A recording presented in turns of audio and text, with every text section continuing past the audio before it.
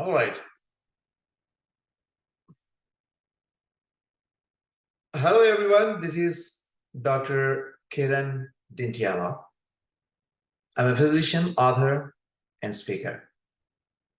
Please welcome to the webinar, Financial Freedom Through Calmness. So let's get started, dive into what I really mean by financial freedom through calmness. Years ago, let's start with a story.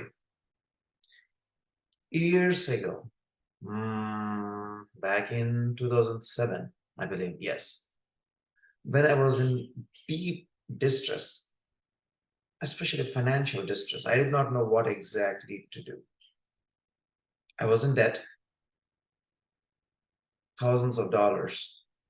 I was doing my master's in public health, and I was at the verge of career failure.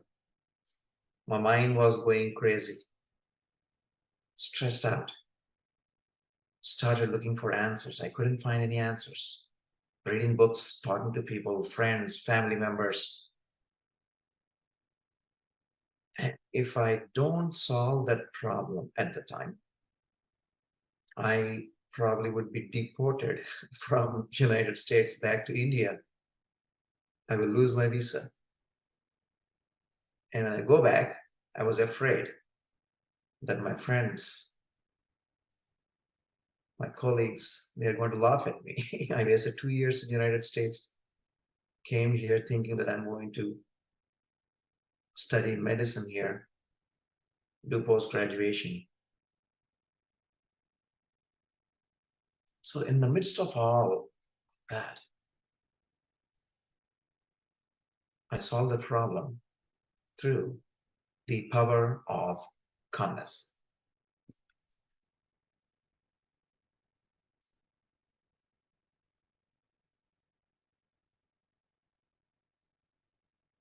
So, and that power of calmness has brought many miracles in my life in just a matter of 3 months. And what was impossible became possible. Failure became success. Misery turned into happiness.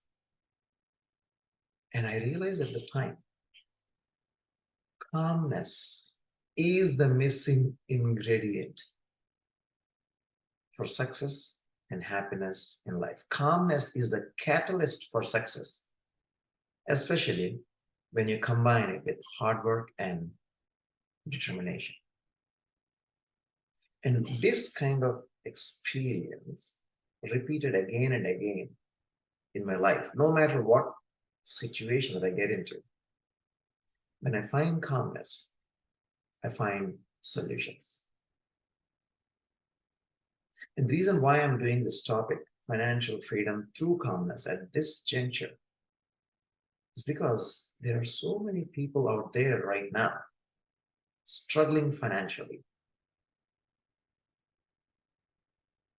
Many lost their jobs because of recession.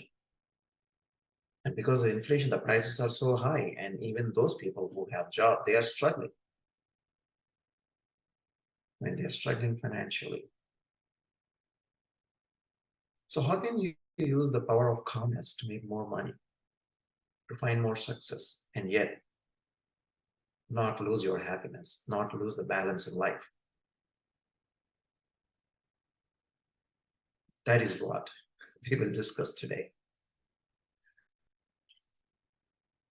So let me now give a little bit more detail about that story back in 2007, which changed my life, and what I discovered, and what you can discover and probably recreate your life. So on the day in April 2007, when I was hit by bad news and everything was going crazy, my mind was restless, stressed out, felt like a failure, all negativity enveloping me. And after trying everything else, which didn't work out, and I was looking online quickly, check, check, check, check, check, and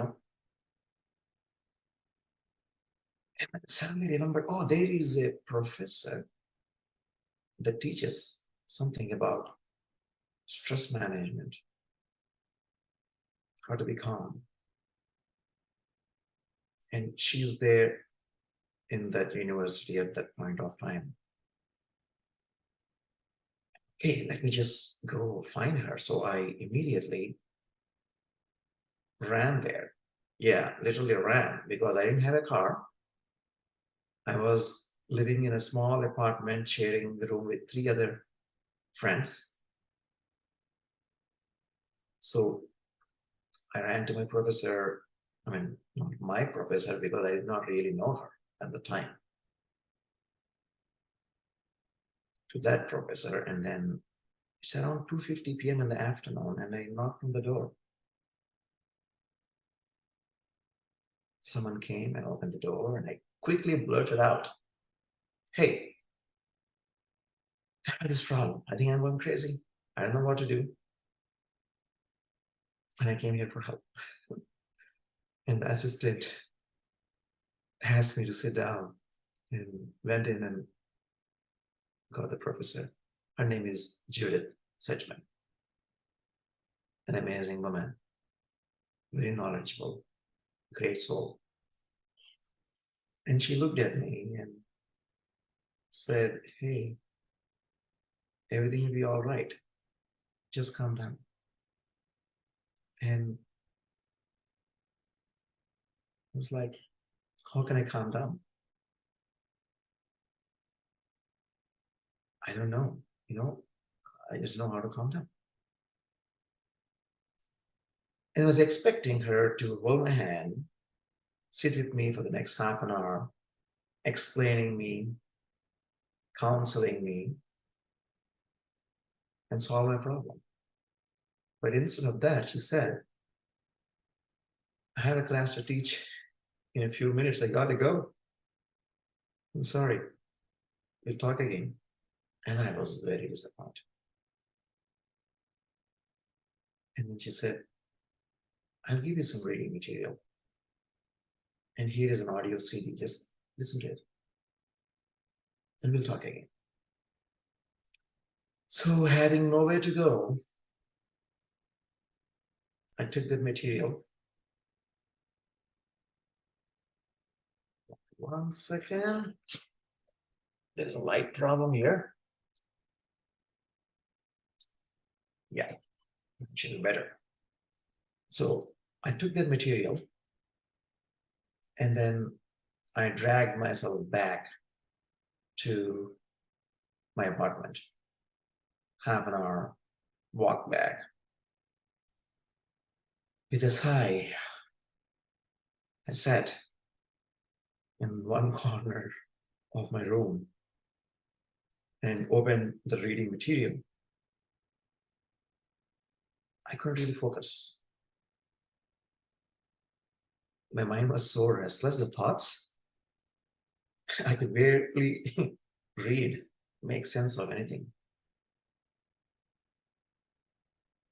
I said, okay, at least let me try to listen to the CD. So I borrowed a CD player from my roommate and then put the headphones and I started listening. 5 minutes down the lane somewhere, I started feeling peaceful. Like there is this deep peace. I said, how is it possible? None of the things changed around me. My circumstances are still the same. How can I feel peaceful? As if someone has vacuumed out all the negative thoughts out of my head. As if someone pushed brakes on a Ferrari that is running at 1,000,000 miles per second and came to a sudden halt. There is this deep void within And I said, well, it's okay. I'm feeling good.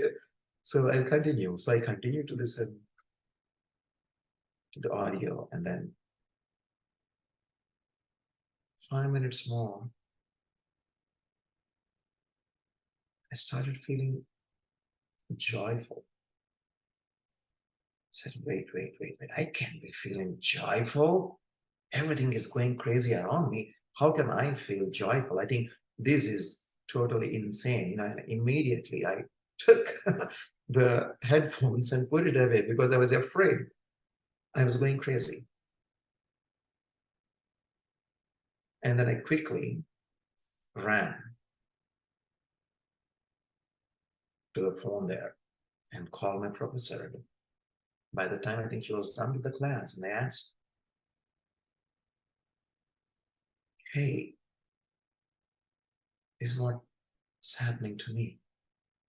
Do you think I'm getting crazy? She laughed at me and she said, no, you're fine. You just accessed your innate health, your inner peace, your inner joy. And when you feel that, this is how it feels. You will be happy no matter what your circumstances are.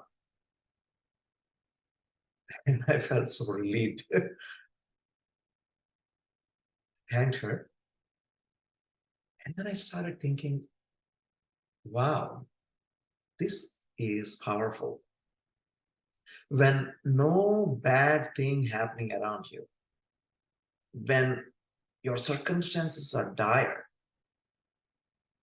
when everything is falling apart and you can still feel at peace,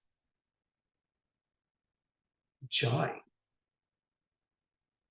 this is powerful. So I need to learn more about it. So I started exploring more in depth. And at the same time, there was a friend who was a student at the institute where I was studying. I was studying master's in public health at the time. And she came to know about my situation. And then she gave me a book on meditation. And prior to that, I never meditated, maybe once. And I failed miserably. So I never tried again. But when she gave that book, I said, okay, you know what, I want to try, because I was so worried. My circumstance was so dire that I was ready to do almost anything. So I started meditating. That was my first meditation, really, honestly. And I sat there, I know, still remember, it's like around 8 p.m. at night, leaning against the wall, read the book for 15 minutes, and then started practicing the technique. And like 10 minutes later, I started feeling calm. Something changed. At that time, I couldn't even recognize. Now I'm putting words to it. But at that time, I didn't know what exactly I was feeling. All I could say is I felt calm, relaxed. The restless thoughts subsided. I said, wow, this is great. And something interesting happened next day. I went to the Department of Public Health as usual, trying to get things done. And everything I felt started flowing easier than usual. People would be nicer to me, kinder to me. And this continued for the next few days. And I said, wow, this is amazing. Somehow things started getting better. And the only thing that changed at the time was I was calmer than usual. And then I said, this sounds too mystical. And probably it has nothing to do with the meditation or the inner peace. It has nothing to do with outer circumstances. So I stopped meditating. I stopped practicing what I was practicing. And I started becoming restless again, and within a few days, things started turning bad again. It seems there's some kind of connection here. And then again, I started practicing the calmness, deep calmness. And as I continue to do that, and as I continue to not give up, did my hard work with determination, whatever that I wanted to achieve at the time, as I continue to do that, within 3 months, everything changed. I was purely following my inner guidance. There is this intuitive feeling about, okay, what to do next, where to go, how to look for opportunities. Okay, my intellect, my busy mind would say something else, but my intuition, my gut feeling would say something else. But I started following my gut. And every single time, it has led me to the right destination, right place, right opportunity. And in 3 months, I reversed the bad situation. I found what I wanted at the time in my life. My finances got better. In fact, so better that now I'm a doctor, I'm doing very well. It led to a career as an author, speaker, physician, many other facets in life that I probably wouldn't be able to achieve if I did not have that experience at the time, if I did not find calmness at that time. And everyone at the time started asking, how did you do it? Normally, it is not possible for you to succeed in this situation for at least another year or two. How did you turn the tables in 3 months? Everyone was ecstatic, my friends, my family members. And the answer is calmness, the power of calmness. And that was not the only time and again in my life,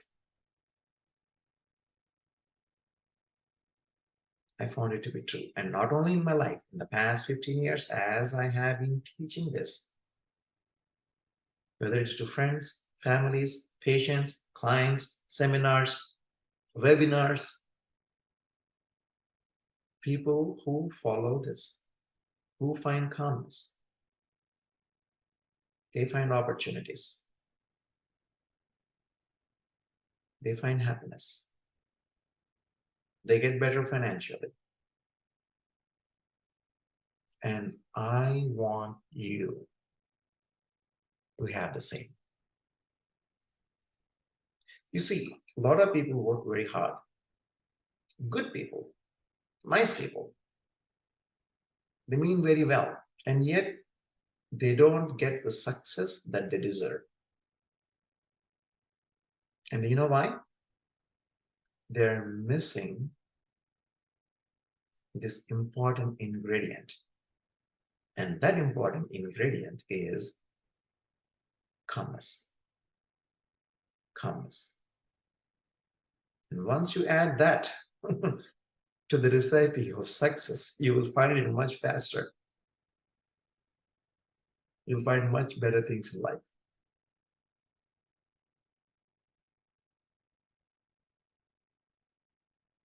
So, are you ready to explore this new territory of calmness? And when I say calmness, it is not simply being superficially calm, acting to be calm. No. Finding the deep calmness within. And what I mean by that, normally, most people, minds are restless, thinking this, thinking that, this, that, distracted, worried, upset, fearful, all these restless thoughts. make them stressed. They make mistakes. They fail to see opportunities. And they reap failure. Instead of that, when your mind is totally free of any restlessness, when you are totally centered, calm, find that zone within you. When you're there, there is such clarity in your mind. And you very clearly see what needs to be done. You'll find new opportunities. And that kind of calmness is what I'm talking about. And how do you accomplish it? Using years of my experience, more than 15 years of teaching, treating, helping, speaking,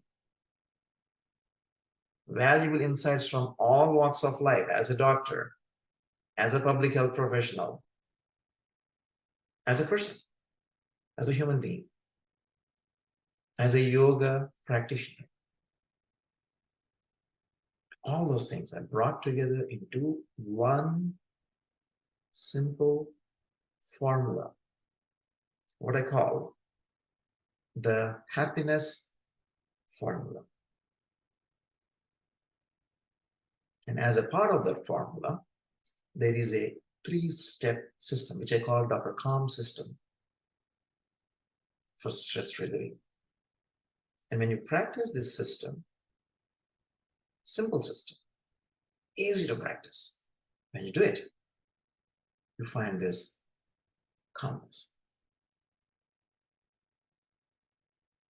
So now I'm going to keep quiet and see if anyone has questions. If so, I'm ready to answer them.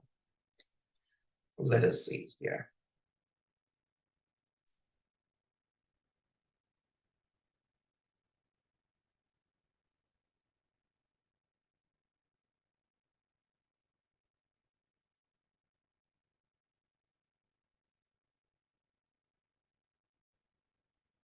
Yeah, someone is asking,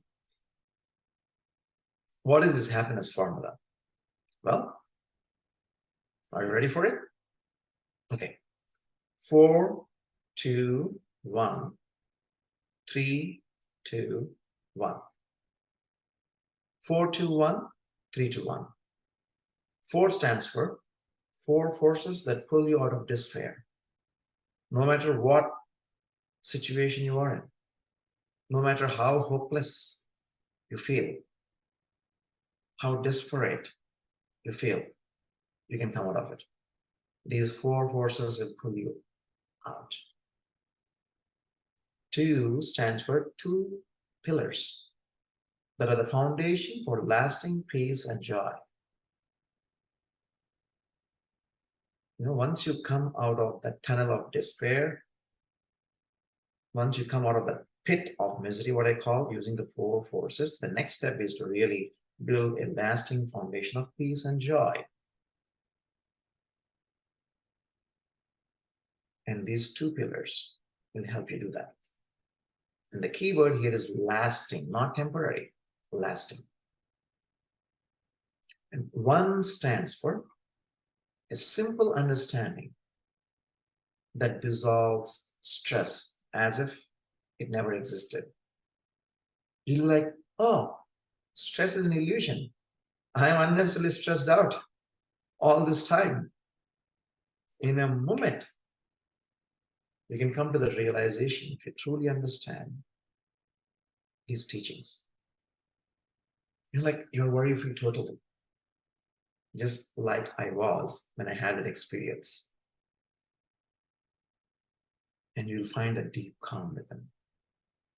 So 4, 2, 1. Now, the next part is 3, 2, 1. 3 stands for 3 powerful principles. 2 stands for 2 relaxation exercises. 1 stands for a calming technique. And when you practice that, you'll find a deep calmness with it. And all I say is spend 15 to 20 minutes a day. That is what all is needed. Of course, if you do more, that's even better. But if you spend 15 to 20 minutes a day using this system, applying the system to your life, most of the stress can be dissolved. I'll give an example, metaphor. So you wake up in the morning, you brush your teeth every day, right? What happens if you don't brush your teeth for 2 days? Foul smelling. A week, oh my goodness, even you can't stand yourself, right? People will run away from you. Why? Because the plaque accumulates in foul smelling. Now, let me ask you a question. Do you brush your mind every day? Do you know that negativity accumulates in your mind every single day? And if you don't brush it away, you don't empty your mind of negativity, it keeps accumulating like the plaque that builds on your teeth. And then soon your mind is going to become foul smelling. That's the reason a lot of people are stressed out. I say foul smelling, full of negativity. Since you're born, probably you never brush your mind. Most of us. Because no one teaches us these things. And that's the reason so many people are stressed out, mentally ill, depressed, hopeless, fearful, worrisome, all those bad emotions. But if you take 15 to 20 minutes a day to maintain your mind, automatically you'll be happy. Stress cannot do anything to you. And that's the kind of stress resistance, resilience that I want you to develop. And that is what this happiness formula will do. Okay, let's see if there are any other questions here.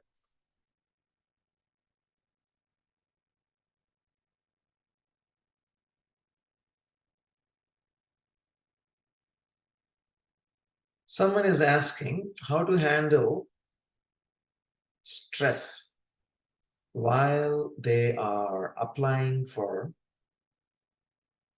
residency. Residency is something very specific. This is probably a doctor who's asking this question. Residency is something very specific for doctors who have finished their undergraduation, like med school, and they write exams, and then they want to do post-graduation, what is called residency. And that period is very, very, very, very, very stressful. So how do you handle that stress? Okay, I think, who asked that question? Sri Harshini. Okay, got it. So, like I just mentioned, Sri Harshini, if you practice calmness, empty your mind of negativity, that is going to give you the focus necessary to accomplish what you need. That is the core thing, actually. Taking 15 to 20 minutes a day to calm your mind, you will regain focus. And you can use that focus to go after whatever that you need. You have to consider calmness as essential as eating food, drinking water, brushing teeth, taking a shower. So integrate calmness into your life every day.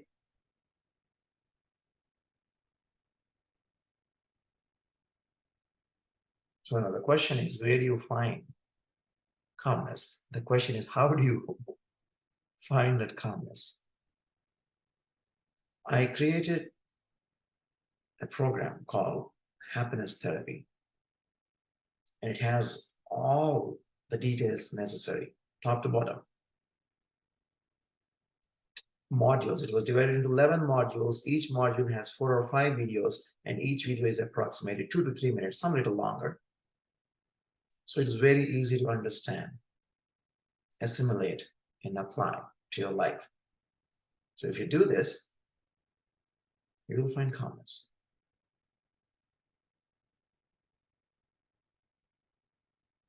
Okay, there's another question here.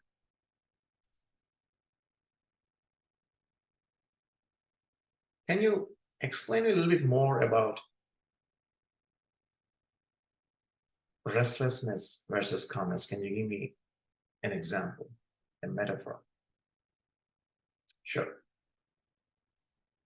So imagine you're seeing moon in the sky, full moon day, okay, beautiful. Now you're seeing the reflection of that moon in a lake in front of you, and the lake is totally still. So the image of the moon, you can see it very clearly. Now, someone threw a stone into that lake, and now there are ripples.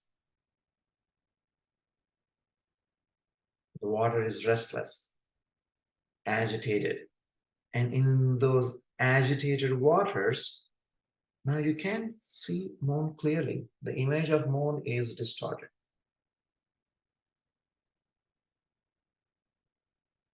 The same way, in your mind, when thoughts are agitated, restless, you don't see things clearly.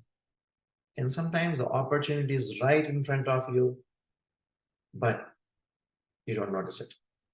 And so you don't grab it. Once the restless waters in the lake settle, like you see the image of moon clearly again, the same way, once the restless thoughts in your mind settle, you regain clarity. That is the reason it is so important to practice calmness. All right, let me see if there are any other questions.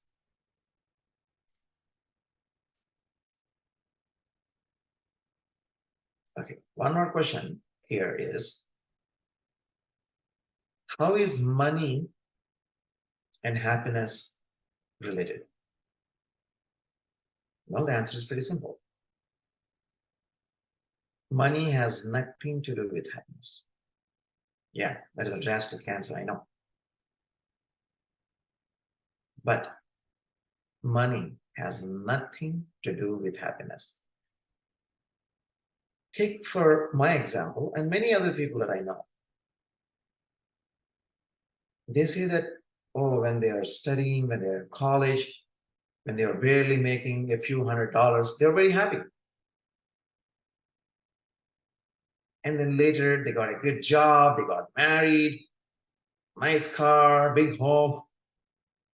Now they're making hundreds of thousands of dollars and they're very miserable, unhappy. Why is that? If money and happiness are directly proportional, then everyone who is rich should be happy. But we know that there are many rich people who are very miserable. There are many celebrities who committed suicides. There are pop stars who are depressed, bipolar disorder, many other problems.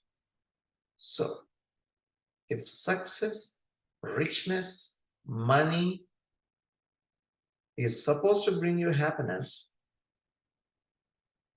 all the millionaires and billionaires must be absolutely happy, and they are not.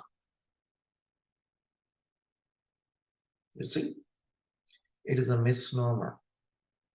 It is a misconception in people's minds that, oh, if I go succeed, get that, I'll be happy.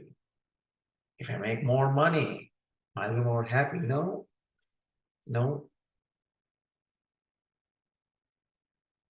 Now, You may ask me, are you asking me to be poor? Are you asking me to not make money? No, that is not what I'm saying. Poverty is not related. Yet, I know many poor people who barely meet their basic requirements are perfectly happy. I'll tell you a story. In the midst of COVID, I had my gardener who came in. I think it was March of that year when COVID started. Right after the pandemic hit us, all the roads are empty. No one is out there. And then, this guy came to help the garden, and we both stood from each other at a distance, wearing masks. And then I asked him, "How are you doing?" And he said, "I'm all right," smilingly. "No problems." And I was thinking, how can this guy say that? He's a daily laborer. He needs to make money to survive, for himself or his family. And everything is shut down. And I'm sure his business went down. He was not making any money.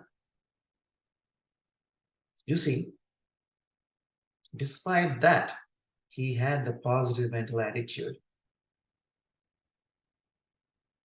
He was able to smile and say, "It's all right. Everything's okay. Things will be all right." And I have seen not only in that person, but many of my patients, in my encounters with them. One of them had cancer, and I gave her the diagnosis, and she was perfectly poised. "Okay, doctor, that's fine. All right." And I said, "Hey, look, do you understand what I'm saying? You got cancer, and it's stage 4. You have metastasis, means you have cancer all over the body. How can you say I'm all right?" And then she said, "What can I do? You want me to cry? You want me to become fearful? You want to become worried?" No. Whatever has to happen will happen. And that was very inspiring. If a person who is stage 4 cancer and who is most likely going to die, maybe in a few months, maybe in a year, if they can remain calm and positive, then we all can remain calm and positive. A lot of this crap is created in our head. We create these thoughts in our mind. We worry about the future that is not yet here. We bring back past from somewhere and keep worrying about it. But past is a memory that doesn't exist. Past is a memory. It doesn't exist, except if you think about it, if you bring it back to the present. Future is a figment of imagination. It's not yet here. But we imagine a fearful future. Oh, what is going to happen to my son? Is he going to become a doctor? And he's only 2 years or 3 years old now. I know people like that. Oh, what is going to happen to my career? I don't know what's going to happen 6 months from now, 1 year from now. You don't know, yes. I don't know anything. But if you keep thinking a fearful future, you will create it. Then why think negative? Stay in the moment. Focus here. Be calm. Plan. Do what you need to do. So get rid of all the restlessness. Stay centered. And you'll be all right.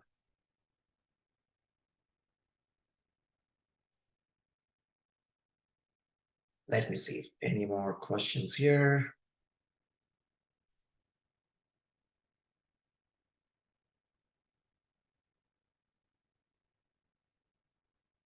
All right. So there is a story, probably I think I need to share, and then we will conclude our session today.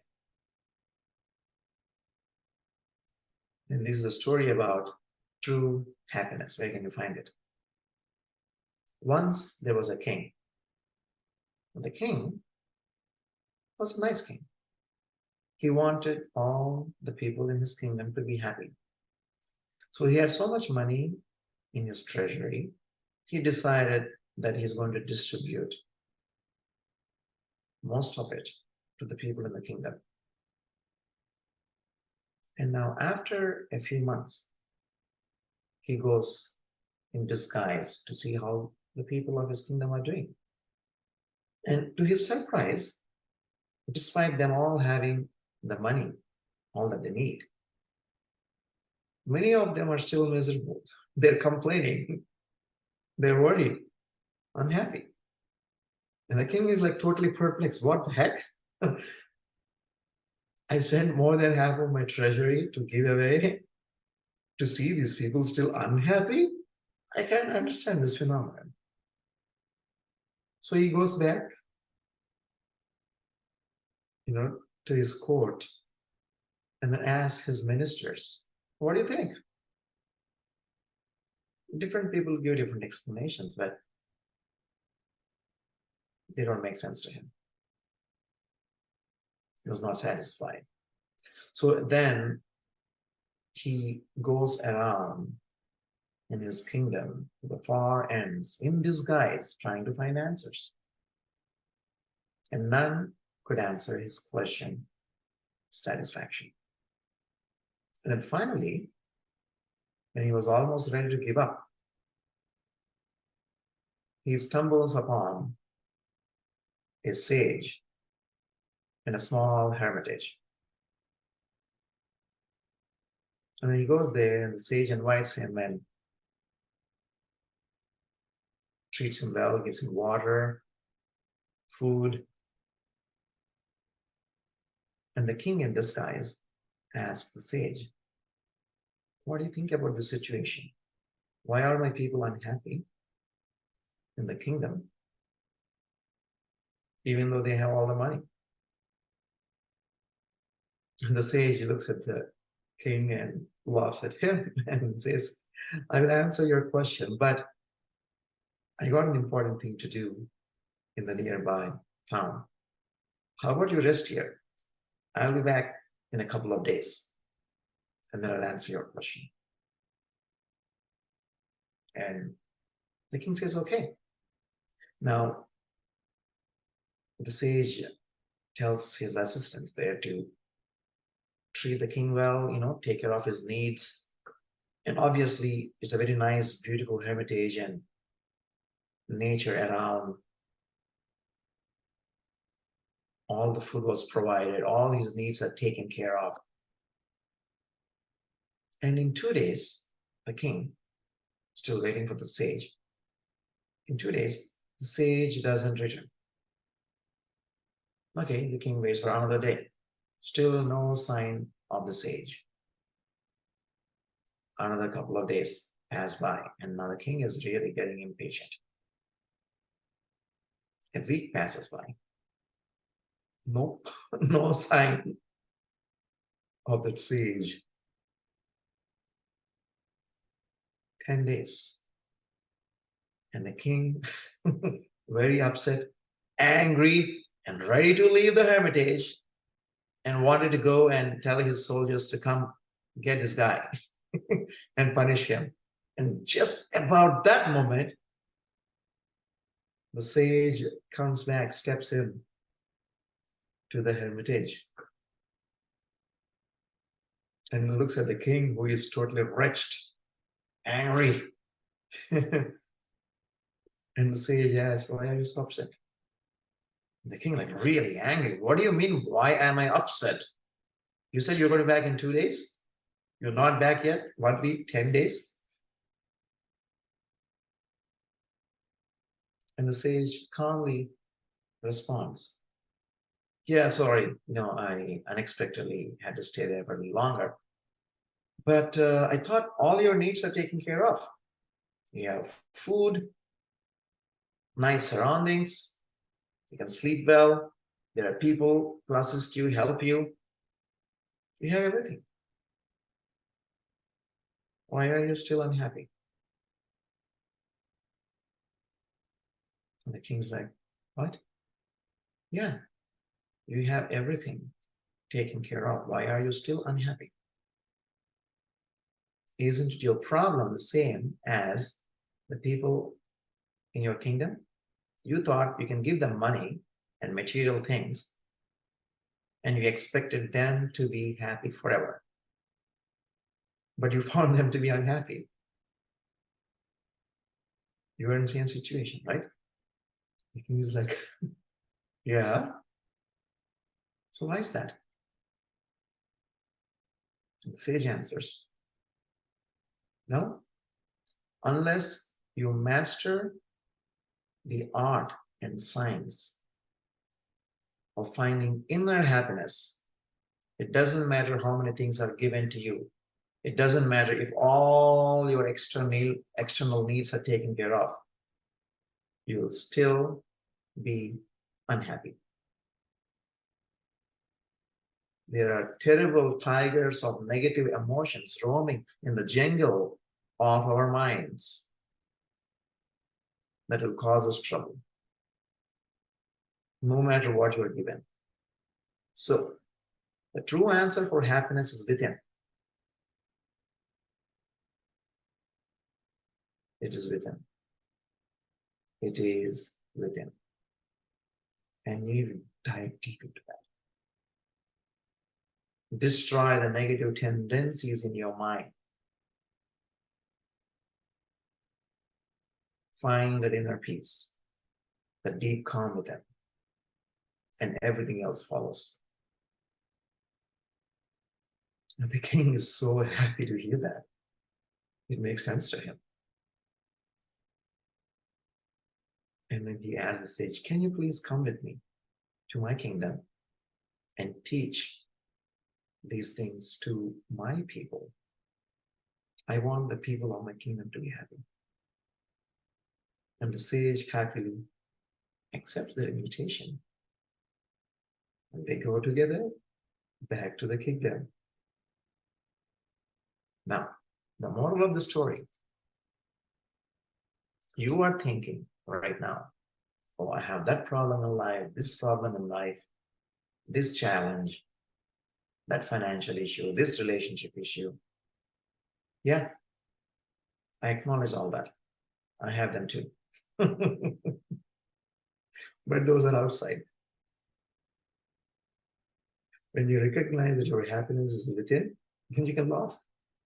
No matter what is going on outside. If you're expecting something outside to get better before you can laugh, before you can be happy, you will never be happy. And this realization is what is going to help you. And if you want more stories like this, more insights like this, join me. drcalm.md on my Instagram, or calmism, CALM.ISM. Email me. I'll be happy to help you. And don't forget the happiness formula. I put together this program, and you can use that too. Thanks for watching.